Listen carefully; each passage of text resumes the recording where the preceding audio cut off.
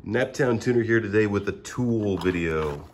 I saw these at the local O'Reilly Auto Parts, and I have this 10mm right here from Matco. I've had it for a couple years now, but I've never seen these complete sets for sale.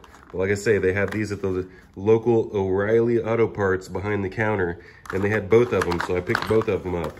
You know, the standard set goes all the way up to half from 13/64 that I've probably never used and never will. But I wish this one had 5.5mm, but it's 5 to 6. They got this thing flipped around as well. You see how that's definitely not 5mm right there. But anyway, we got this power torque. See the illustration there with the regular. So this works great if it's just a regular nut and there's no stud. So you can use this probably easily. It depends on what you're working on, but sometimes you can use this primarily, and you very rarely have to use. You can see this is a medium well, and this is a regular.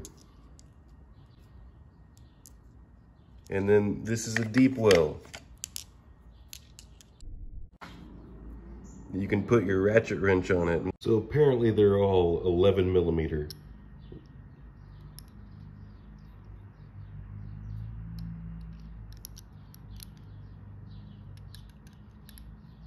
And there they are right next to each other.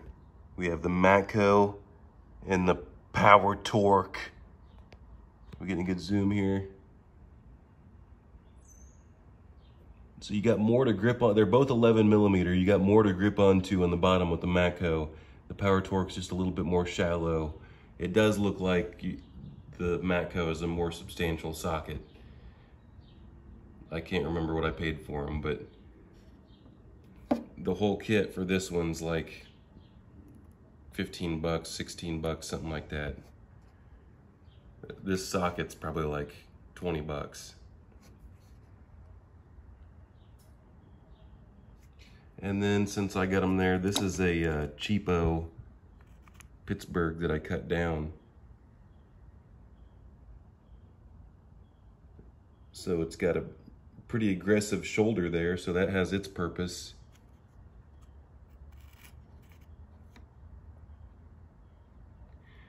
And then we have our run-of-the-mill Craftsman. And then we have our Matco medium well.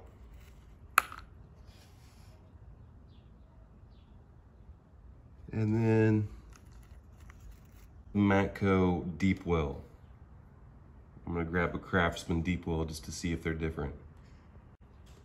And they're almost the same exact size.